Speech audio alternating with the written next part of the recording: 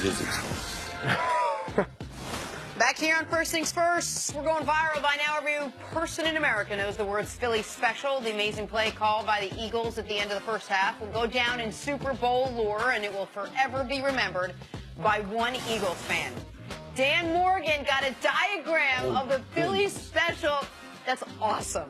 Tattooed on his right forearm. I can't even believe I'm saying it. I approve.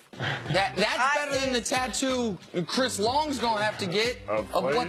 Who is it? Coach Flage. Coach Flage's face. Hey, go back to that. That play's illegal. They got the tattoo. They got the dude in the backfield. They only got 6 guys on the line of scrimmage. Well, that's not a legal play. Look, the wide receiver to the right. He's not on the line of scrimmage. That was Flags for home. So by the way, when you look at the actual replay of it, it might have been illegal. But we're not going to talk about that because there's a 6'8" man that benefited from that play to my right. Lane Johnson, how are you? Sir? I'm doing good. I've been having fun. Well, oh, my bad. I'm leaving you hanging. Yeah, man, a lot more fun to come on, especially starting tomorrow. Now that it's all over. Were you a little nervous the first couple times we spoke to you because we kept pushing and pushing and pushing? No, of course not. Why would I ask that? How about this?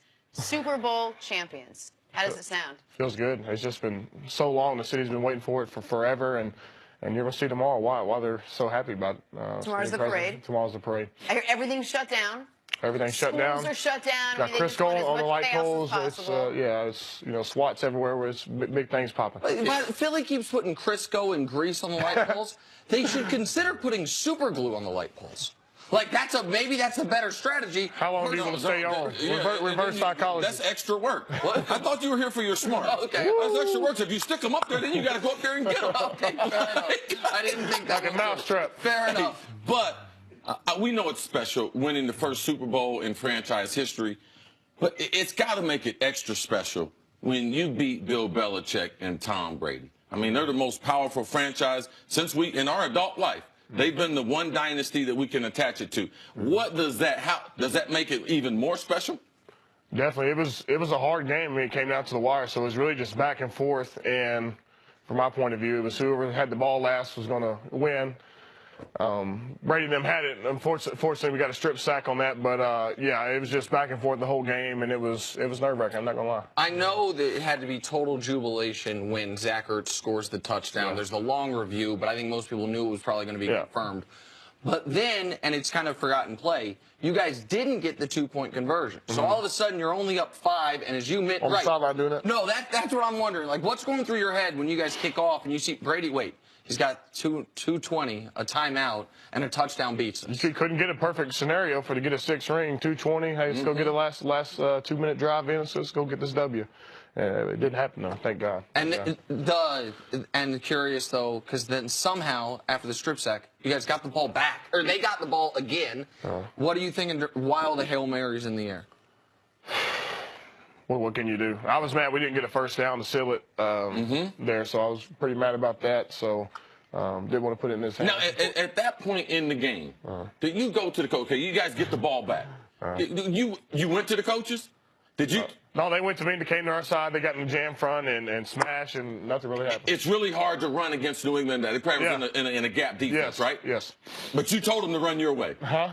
I didn't tell them. I think just kind of knew. Okay. Me and you got big baller Brandon Brooks next to me, the right guard is what I call him. So, yeah, I mean. Now that the dust has settled just a bit, take us back and kind of give us what your thoughts, impressions, and everything was of just being there and taking it all in, because you couldn't really talk about it to anyone because you were so focused on the game. This is the first time your franchise has done this. To be a part of something like that, what does it mean to you, and how did it all kind of play out over the course of the We just had fun and embraced it. We didn't want to go there and kind of be nervous. We wanted to enjoy our time. You know, nobody expected us to be there anyway, so hey, let's go and enjoy it while we can.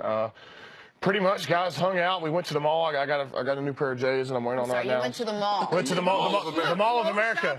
The Mall of America. You went shopping. I went shopping. I love it. So got some new shoes, and that's pretty much it. And then towards the end of the week, you couldn't go in there. You get harassed by fans. Just a bad situation. But we had fun. And so Minneapolis, that's my second home. Spent most of my career there. Yeah. So what you're saying is, because of the weather, it might have helped the Eagles have some type of advantage, or they were focused on the game because of the weather and the lack of distractions. Yeah, I mean, as soon as you walk outside, you better be focused on survival because it's about -20 wind chill. So, yeah, I mean, we pretty much did that. You know, we did all our media obligations, and then when it was time to go practice and get serious with it, that's what we did. We had you on, as Jenna mentioned, a few times throughout the year. One time was right after Carson Wentz got hurt. Yeah. And you seem to have not a false confidence, but a real confidence, not just in your team, but in Nick Foles. You're also one of just a handful of guys that are still on the team that your rookie year was his magical season, right? The 27 touchdown, 2 interception year.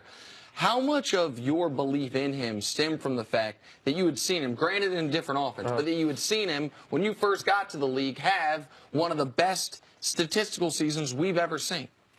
I was just thinking, you know, my rookie year, he had great success. So I've seen it before. And even before the season started, I was like, you know, if anything does happen to Carson, we're in a great situation. And that goes, you know, just with a lot of depth, you know, linebacker, left tackle, which usually, you know, you don't have. And we're fortunate. You know, it's terrible what happened with Carson, but we did. I mean, as soon as Nick got in the rhythm, and got in the offense that he liked, man, it was just really, you know, taking off from there. Lane, one of the things I think we were all really impressed with afterwards was Doug Peterson's play calling. I think we thought he was going to go out there and call a pretty fearless game. I don't think anyone thought he was just going to be lights out, thrill-seeking. Yeah.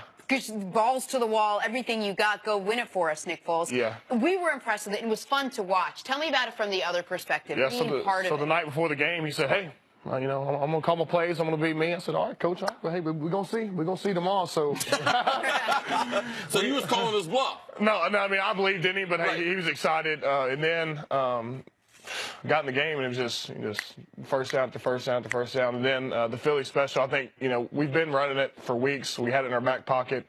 And I think Nick mentioned it to Doug. I was hoping that we'd run it in that situation and got it done. So just when you practice it successfully? Successfully, yeah. There was many times where we dropped the ball. You know, it was late on the timing, it was messed up. So yeah, we got it done though when we needed to. So you were on the front side of the play. He's the right tackle. He's decoying them, making them think that they're going to the strong side. Yeah, like wide. a bootleg. Yeah. Yes, you're trying to get them to hook it in. Your guy takes the bait. So you had an easy job sealing off that. What were you thinking? What were you thinking, though? So snap counts on my name. So he went, hey, Lane. And on second lane, I was just like, hey, you better not jump off sides. Or, hey, Twitter, gonna be popping, gonna be steaming. So not only was it called the Philly special, but the count was on my name. Because it's supposed to, if I'm not mistaken, he's pretending he's going lineman to lineman to tell him the new play. Exactly. And so he's standing behind you at the moment. To make it look like an audible. Exactly. That's exactly what happened. Yeah, I came up, called my name, and, you know, made it look interesting and snapped the ball, and we ran the bootleg, and, you know, Nick kind of stalls and runs out, and all right. So the story of the game is the amazing the Patriots near comeback. Nick Foles MVP. There's the Brandon Graham strip sack, which you alluded to, which was the play that nearly sealed the game. But you guys don't score 41 points if Nick Foles is on his back. You guys give 0 sacks. You're a huge part of that. That offensive line that has been, I understand you guys lost future Hall of Famer Jason Peters, but you guys have been together throughout the year. What were you guys able to do against New England? James Harrison, who had shown some flashes in the playoffs. Yeah, he's still flashing. Yeah, so what were you able to do against the Patriots? We knew they were good at what they do. Not necessarily over-talented what they do. They don't make mistakes. As far as their different blitz packages, they'll have a jam front to stop the run.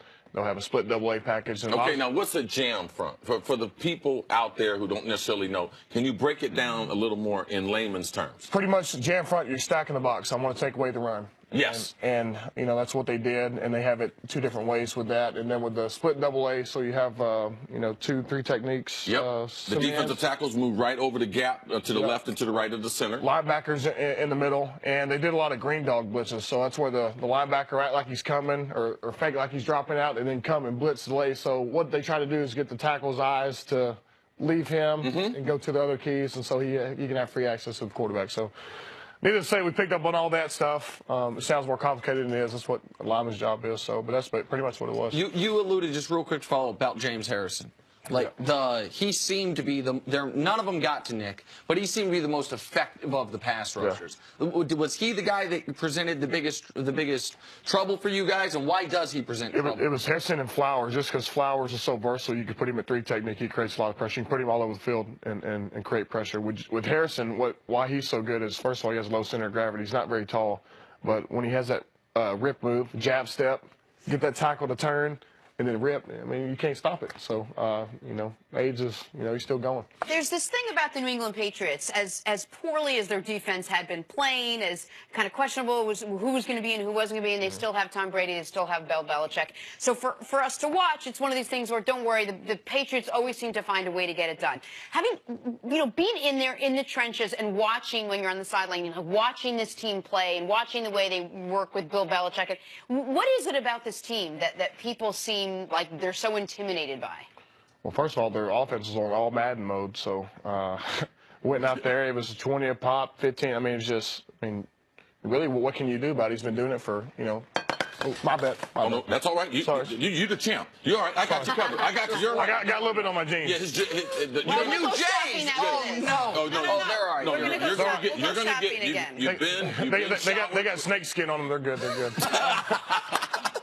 So where were we? I lost my train. About the Patriots, you said the Patriots. Yeah, just their offense is clicking, and they've been on all Madden for a number of years, and that's really what it was. And we knew it was going to be a shootout as far as offenses, and that's really what it was. Man, we got to thank you. Yeah. We got to thank you. You're causing the Dallas Cowboys and Jerry Jones not to get any sleep. My man Nick Wright, he didn't give you guys any type of chance. Because I played a couple years in Philly, I'm rolling with the I'm rolling with the underdog. Wait.